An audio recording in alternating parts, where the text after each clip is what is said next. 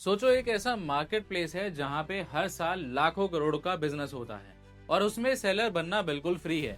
नाम है जेम यानी कि गवर्नमेंट ई मार्केट प्लेस।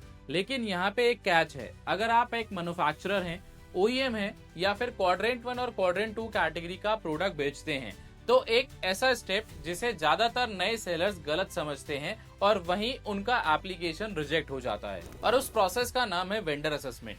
आज इस वीडियो में मैं आपको बताऊंगा कि ये प्रोसेस एग्जैक्टली कैसे काम करता है, कौन से डॉक्यूमेंट चाहिए, फीस का स्ट्रक्चर कैसा है और वो मिस्टेक जो लोग बार बार करते हैं।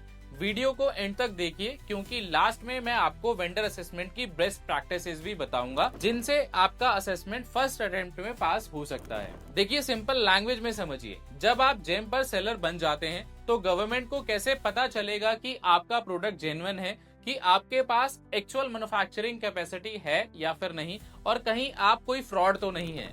इसी के लिए वेंडर असेसमेंट एक वेरिफिकेशन प्रोसेस है जिसमें आपकी कंपनी के डॉक्यूमेंट्स, लाइसेंसेस और प्रोडक्शन कैपेसिटी सब चेक होता है। ये प्रोसेस खुद जेम नहीं करता, जेम ने ये काम आउटसोर्स कर दिया है एक कंपनी को जिसका नाम है राइट्स यानी rail India technical and economic service.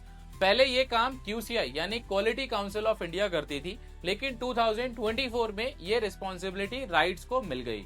किस किस को ये करना जरूरी है? OEMs यानी ओरिजिनल इक्विपमेंट मैन्युफैक्चरर, और अगर वो सेलर जो क्वाड्रेंट 1 या फिर क्वाड्रेंट 2 में सेल करना चाहता है तो उनको भी मैन्युफैक्चरर यानी OEM पैनल लेना पड़ेगा। कुछ सर्विस प्रोवाइडर्स भी इस स्कोप में आते हैं। अब यहाँ पे एक ट्विस्ट है जो बहुत सारे लोग मिस कर देते हैं। जेम पे कुछ एग्जेम्पशन केसेस ऐसे भी होते हैं जहाँ पे आपको वेंडर असेसमेंट नहीं कराना होता, खाली आपको एग्जेम्पशन के लिए अप्लाई करना होता है अगर आप इन क्राइटेरियाज के अंडर फॉल करते हैं।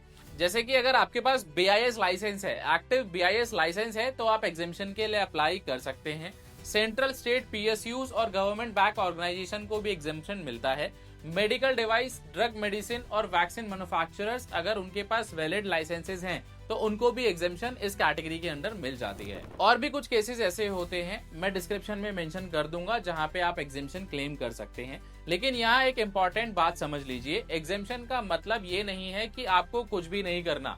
हर सेलर को वेंडर वैलिडेशन से गुजरना पड़ता है। ये सिर्फ आपकी बिजनेस आइडेंटिटी कंफर्म करता है। वेंडर असेसमेंट आपकी मैन्युफैक्चरिंग कैपेबिलिटी और प्रोडक्शन क्वालिटी चेक करता है, दोनों अलग अलग चीजें हैं। चलिए आप पूरे प्रोसेस को समझते हैं स्टेप बाय स्टेप कि आपको कैसे वेंडर असेसमेंट के लिए अप्लाई करना है, क्या क्या स्टेप्स इनमें इन्वॉल्व हैं।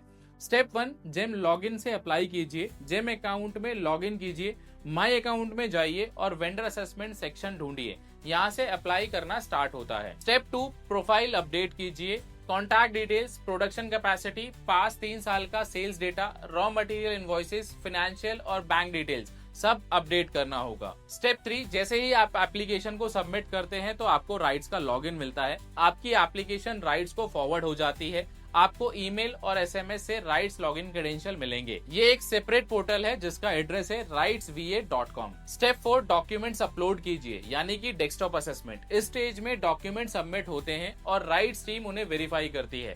कोई भी फिजिकल विजिट नहीं होता। अगर कोई डिस्क्रिपेंसी मिलती है तो राइट्स की टीम नॉन कॉम्प्लाइंस यानी NC रेज करती है जिसका आपको रिप्लाई करना होता है और ये टिपिकली विंडो 2 दिन के लिए ओपन होती है। Step 5, video assessment. ये सबसे इंटरेस्टिंग पार्ट है। एक राइट्स ऑडिटर मोबाइल ऐप के थ्रू लाइव वीडियो कॉल करता है और आपकी actual manufacturing facility, machinery, raw material, production process, testing facilities सब चेक होती हैं। ये रियल टाइम इंस्पेक्शन है, कोई फेक डॉक्यूमेंट्स यहाँ नहीं चलेगा और ना ही कोई वीडियो रिकॉर्ड करके आप यहाँ पे सबमिट कर सकते हो। इनफैक्ट जियो टैगिंग सॉफ्टवेयर के थ्रू आपकी लोकेशन भी ट्रेस होती है। और लास्ट स्टेप है रिजल्ट रिपोर्ट, मतलब जो भी वेंडर असेसमेंट राइट्स की टीम करती है उसके बाद एक रिपोर्ट जनरेट होती है, detail vendor assessment report generate होती है जिसमें आपको पता लगता है कि कौन कौन सी कैटेगरी में आपको OEM पैनल एलोकेट किया गया है जिसकी वैलिडिटी 3 साल होती है। इसके बाद आपको दोबारा से रीअसेसमेंट कराना पड़ता है। अब आते हैं डॉक्यूमेंट्स की असली लिस्ट पर। ये वो पार्ट है जहाँ पे मैक्सिमम सेलर्स कंफ्यूज हो जाते हैं।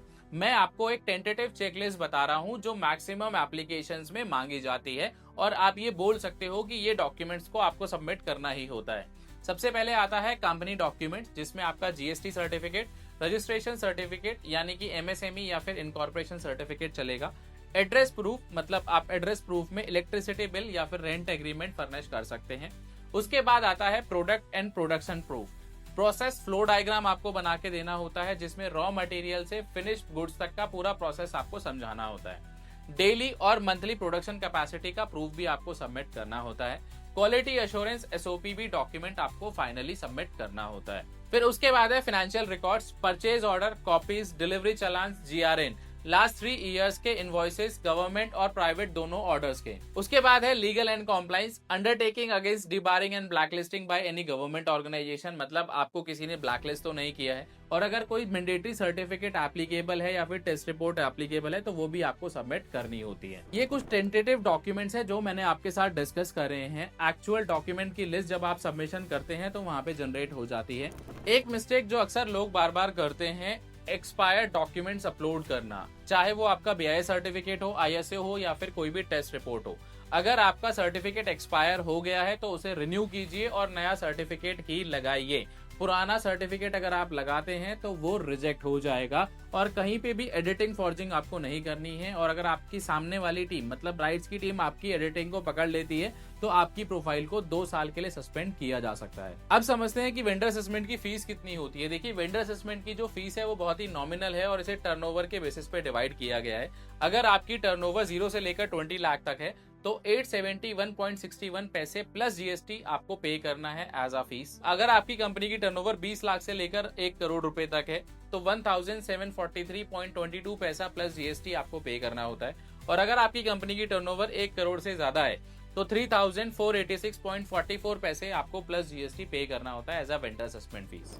अब आइए समझते हैं वेंडर असेसमेंट की बेस्ट प्रैक्टिसेस के बारे में कि कैसे आप इन प्रैक्टिसेस को फॉलो करके अपने जो चांसेस हैं उनको इंक्रीज कर सकते हो असेसमेंट क्लियर करने के। सबसे पहला है डॉक्यूमेंट मिसमैच ना होने दें।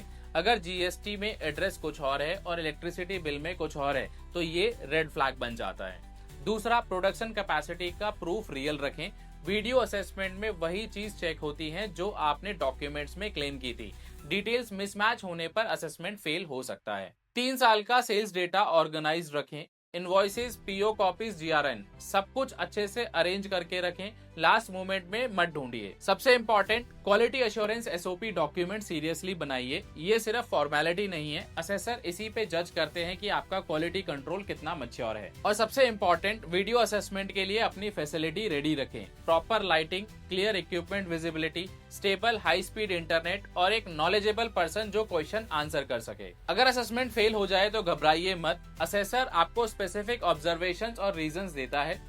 कॉमन रीजंस हैं जैसे मिसिंग डॉक्यूमेंट्स, वीडियो असेसमेंट के दौरान नॉन कॉम्प्लाइंस या डिटेल्स का मिसमैच। आप इश्यूज फिक्स करके रीअप्लाई कर सकते हैं। और एक बार अगर वीए कंप्लीट हो जाए तो आपको मिलता है वेरीफाइड वेंडर या वीए टैग, जो बायर कॉन्फिडेंस बढ़ाता है और high value OEM specific bids में पार्टिसिपेट करने का रास्ता खोल देता है। ये वैलिडिटी 3 साल की होती है। तो दोस्तों, अब आपको पता है वेंडर असेसमेंट का पूरा प्रोसेस, डॉक्यूमेंट्स, टाइमलाइन और वो मिस्टेक्स जो आपको अवॉइड करनी है। और अगर ये हेल्पफुल लगा तो एक चीज जरूर करिए, कमेंट करके जरूर बताइए कि जेमपर आप कौन सी कैटेगरी में डील करते हैं। और अगर कोई प्रॉब्लम फेस कर रहे हैं तो मुझे सजेशन जरूर दीजिए, मैं उसके ऊपर नई वीडियो लेके आऊंगा। और हाँ, अपने इस चैनल पर मैं गवर्नमेंट टेंडर्स और जेम से रिलेटेड वीडियोस डालता रहता हूँ, तो आप मेरी वीडियोस ना मिस करें इसके लिए चैनल को सब्सक्राइब कर लीजिए। जल्दी मिलते हैं नई वीडियो के साथ। Thank you so much.